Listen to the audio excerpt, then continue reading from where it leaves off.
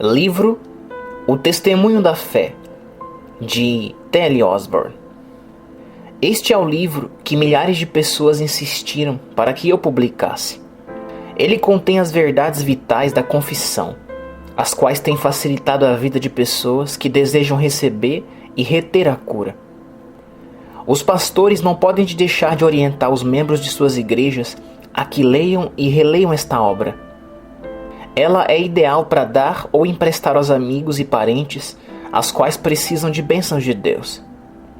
Jó declarou: quem me dera agora que as minhas palavras se escrevessem, quem me dera que se gravassem no livro.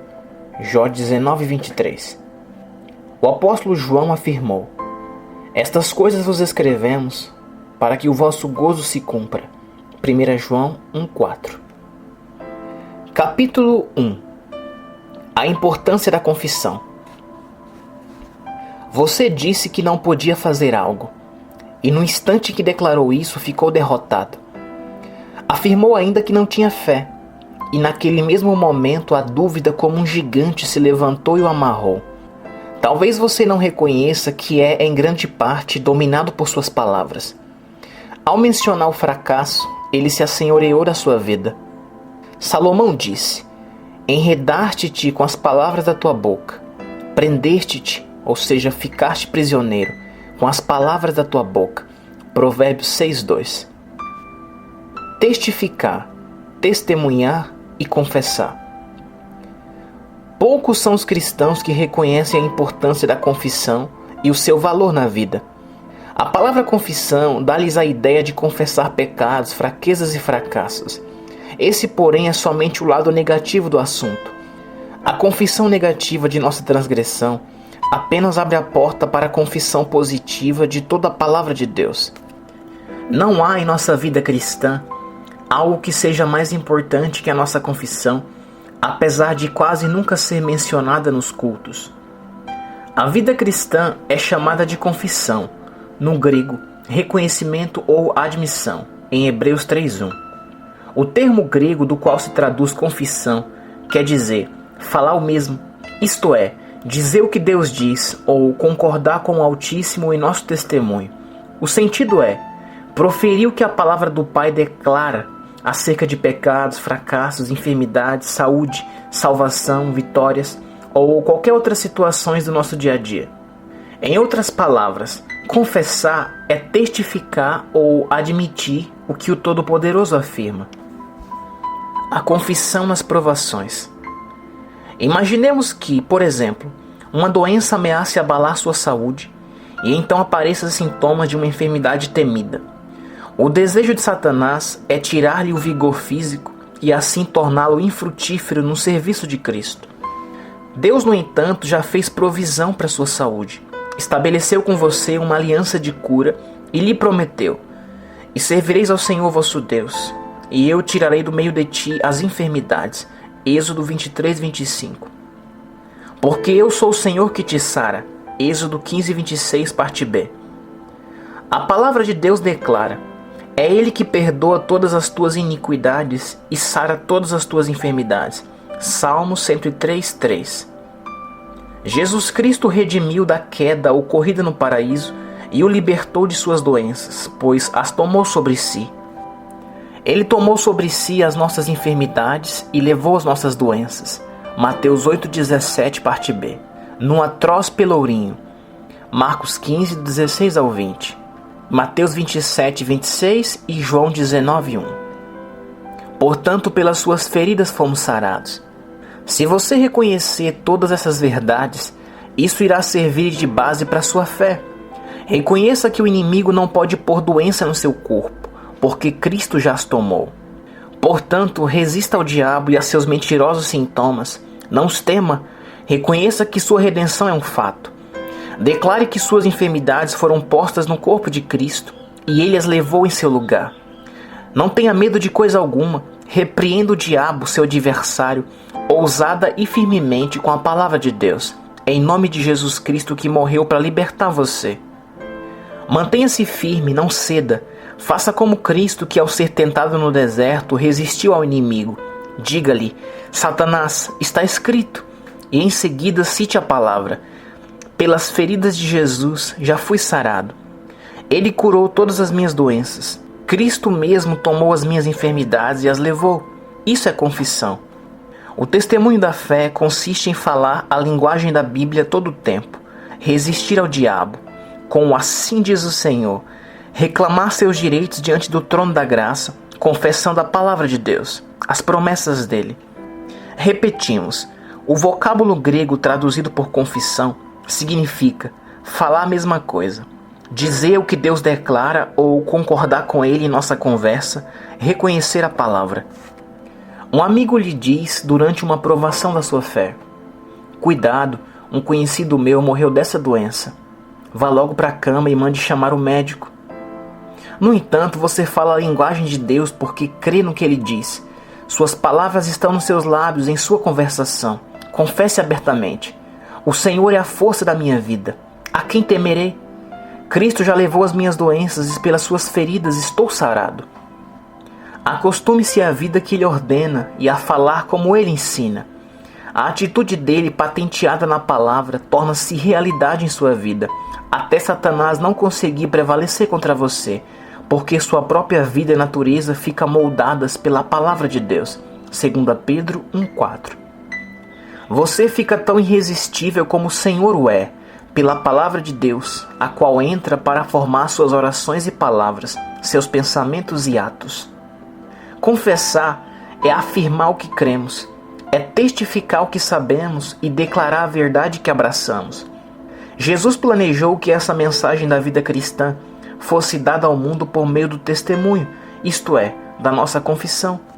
Testificadores, testemunhas e confessores têm sido os grandes líderes e representantes da vida nova e revolucionária de Jesus Cristo no mundo, o cristianismo.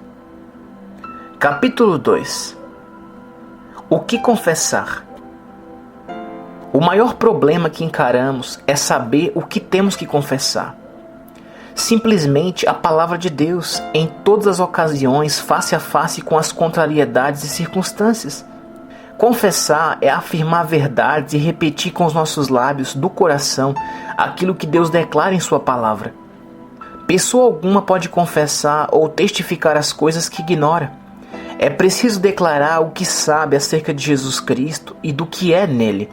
E você conhece esses fatos pela palavra. Descobrimos o segredo da confissão e da fé que prevalece quando entendemos verdadeiramente o que Jesus Cristo realmente nos fez, o que somos nele por causa disso e o que a palavra nos promete como resultado da sua obra consumada em nós.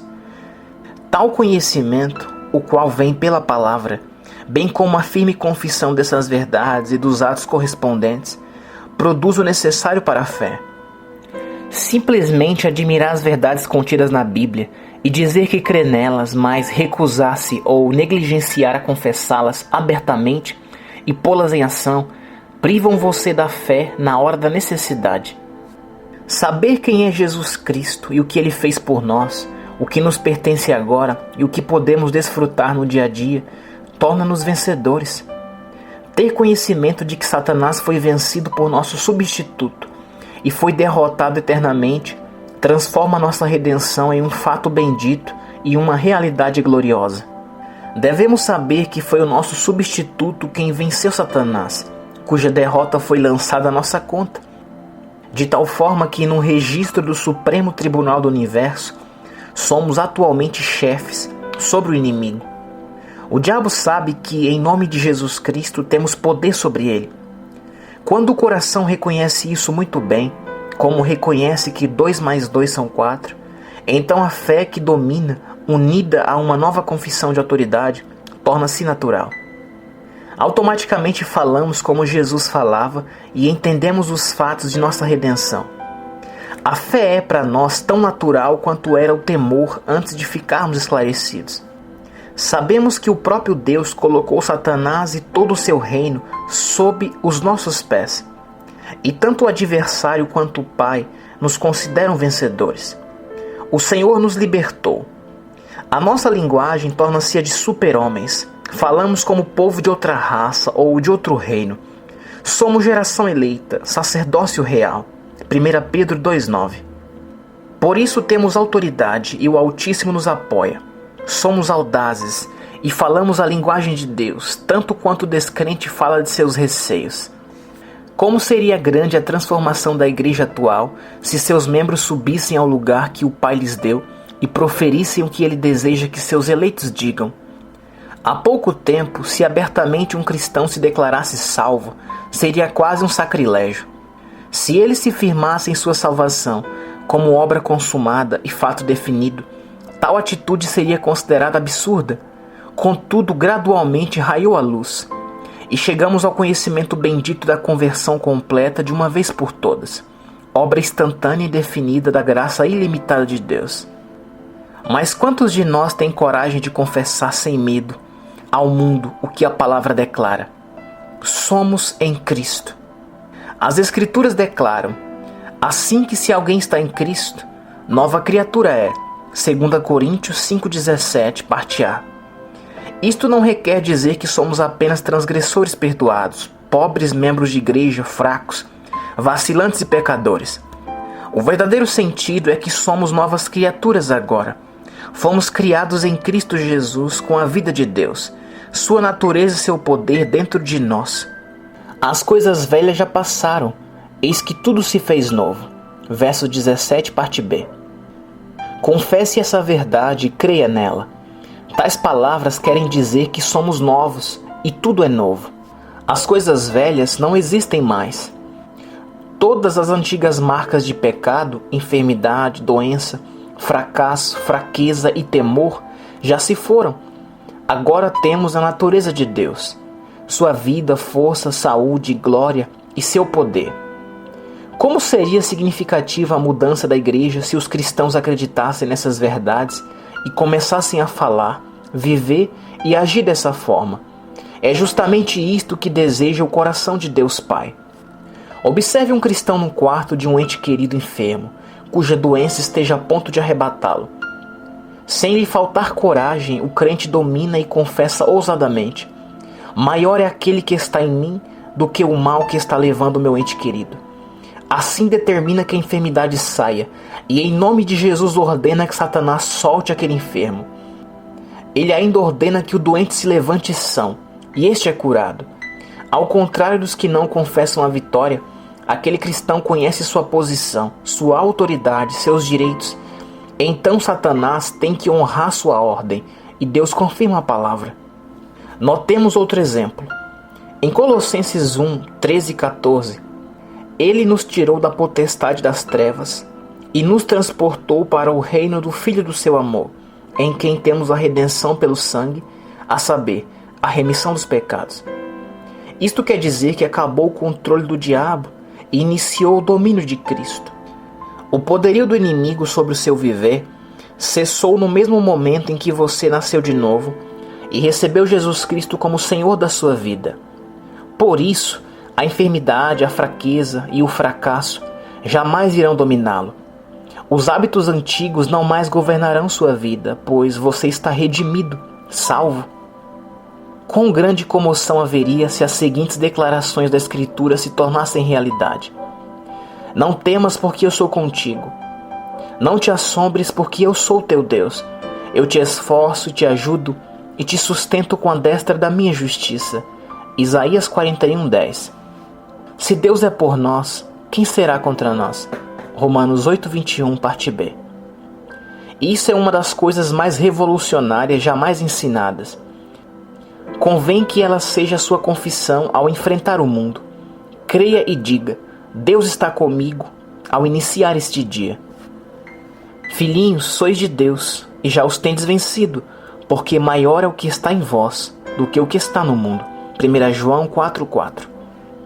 Diga ousadamente: Deus está em mim agora. Aquele que governa a criação está comigo. Quão grande é essa confissão!